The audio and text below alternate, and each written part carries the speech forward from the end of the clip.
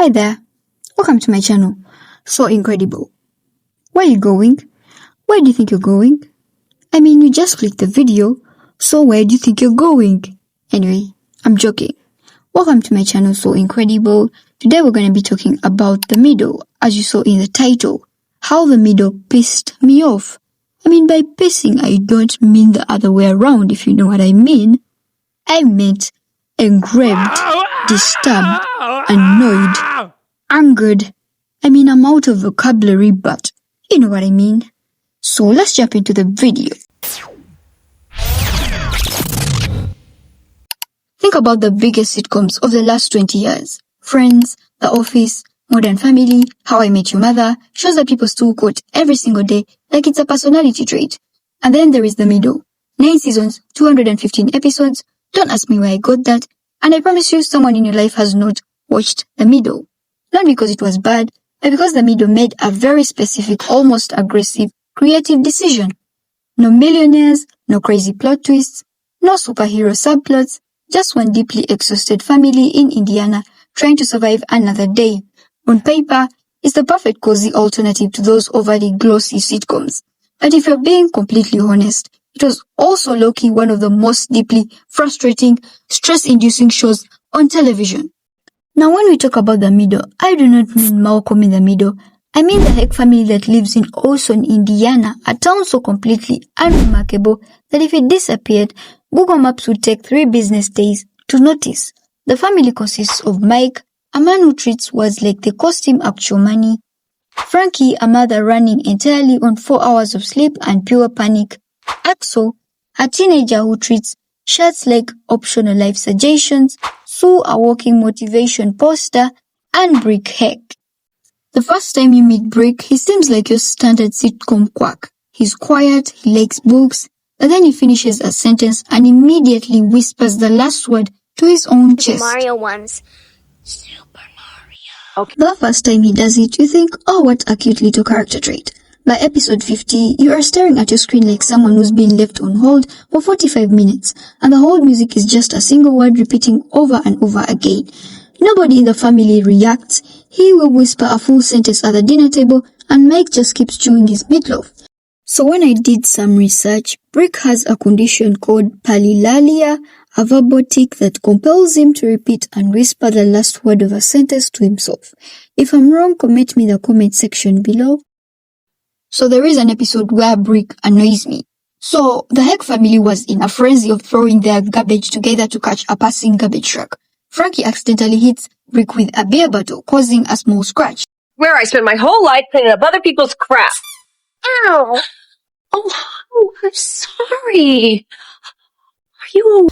Brick then innocently told a whole monitor at school that his arm was scratched because his mother hit him with a beer bottle. You have to tell a grown-up. Okay, my mom hit me with a beer bottle. She was mad, And soon Frankie and Mike had to explain themselves to the police.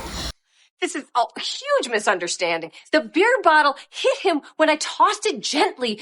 Who sent a social worker to the house. The family desperately tried to look wholesome and teach Brick not to be so brutally honest, but all Brick had to report it. So that annoys me, really annoys me. Like, Brick, try to support your family. Okay, if you have watched this show, you already know about the year of Sue, where Sue Heck tries everything and it never works out. But here's where it gets me. It wasn't just that she failed, it was that she failed in a way where nobody even noticed she was there. This girl was invisible, and not in a school mysterious way, in a way that her own teachers didn't even know her name. Is that even realistic? How can a school not know the name of a student in the school? Can we talk about the wrestling cheerleading tryout, where she went to try out for cheerleading and she never made it, so she joins the wrestleites to make her own cheer squad, and they don't even know that the group is in the school. Is that allowed in schools? I don't understand how Sue Heck survived this school of theirs, because they made her invisible. If Sue Heck was at my school, I promise you she would have been remembered, like should have been that popular girl. The it girl, I think. The universe clocked in every single day specifically to work on my girl Sue.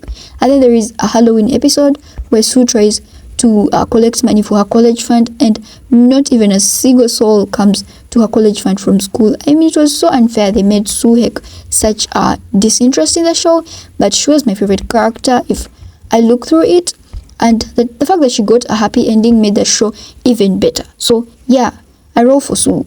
But they made her so downgraded that it annoyed me out.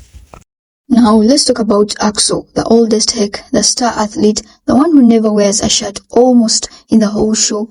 And it's not just shirts. Axel's entire existence in the early seasons is basically a one-man demolition operation on his family.